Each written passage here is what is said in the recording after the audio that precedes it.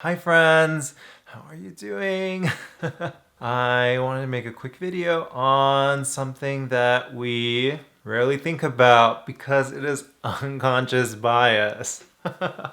What is it? Well, unconscious bias is a perception or a thought that is always in the back of our mind. It is shaped by our background, our personal experiences, societal stereotypes, cultural context, and has an effect on our everyday decisions without even our perception of it. It affects our financial decisions, it affects our workplace dynamics, and it affects our romantic decisions as well.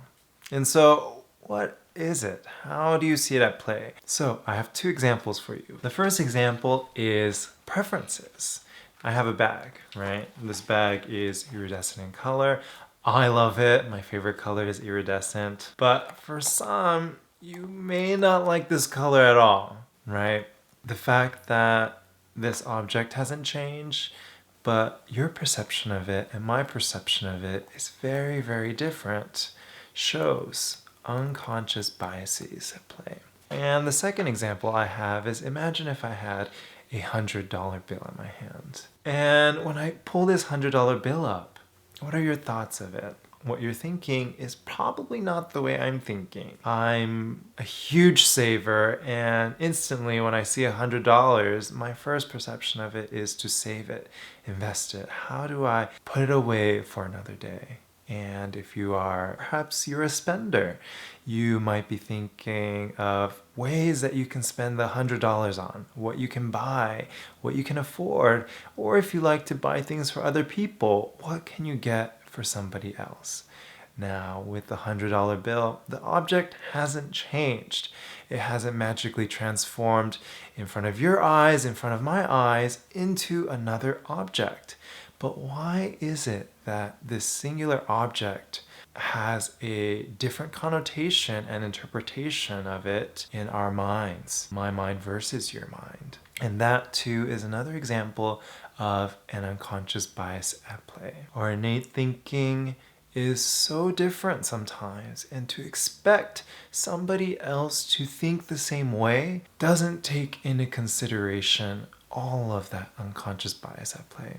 And so that brings me to, how do we realize and combat these unconscious biases? 5 ways. The first step is to recognize it.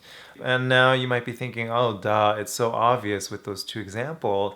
But surprisingly, a lot of people have a hard time understanding this. And so it is 2 parts.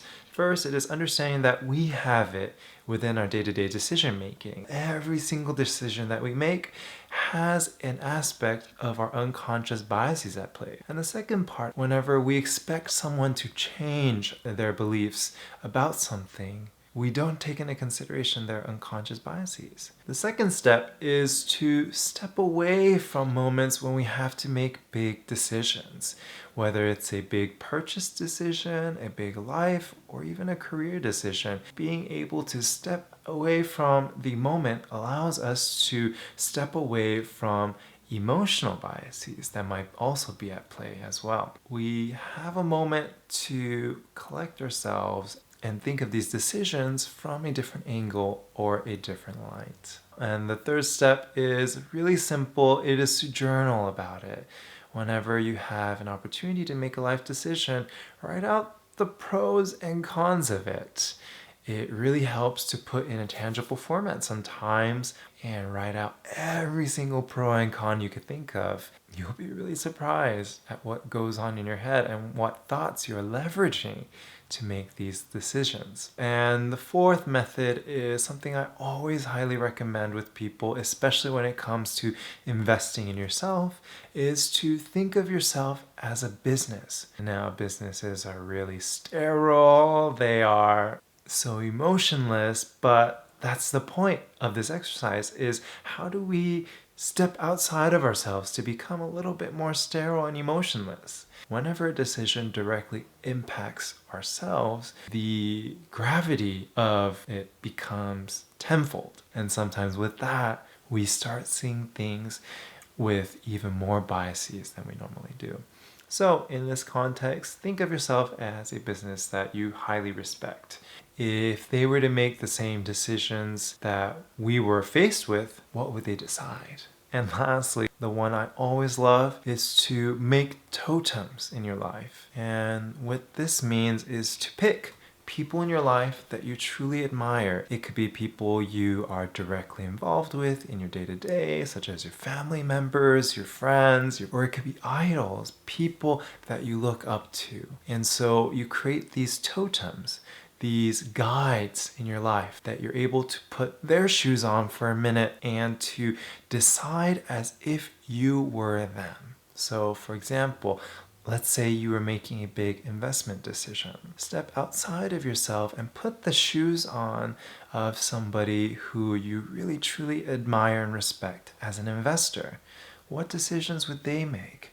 How would they decide if they were in your shoes? And in the case of life decisions, put on the shoes of somebody whose life you truly admire.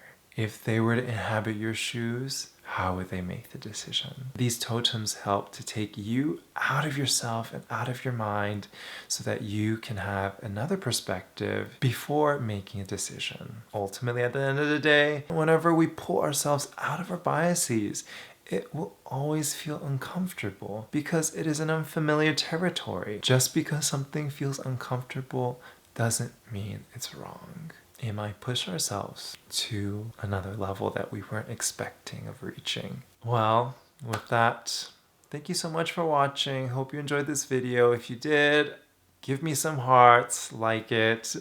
And of course, follow me. I post weekly mindfulness videos to help you improve your life just a little bit more. And so with that, I love you all so very much, and I hope your day can be a little bit more mindful. I'll talk to you later.